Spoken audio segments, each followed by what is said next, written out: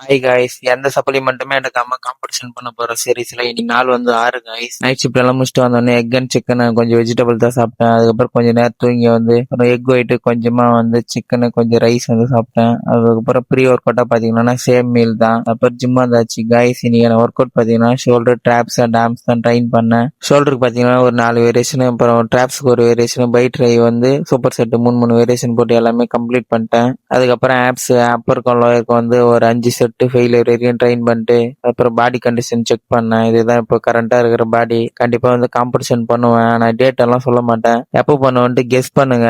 பாடியோட கண்டிஷன் எப்படி இருக்குது. என்னோட டார்கெட் வெயிட் பாத்தீங்கன்னா 55 கேஜி வரணும். இப்போ 59 கேஜி இருக்கிறேன். இன்னும் டைம் இருக்குது, பார்ப்போம்.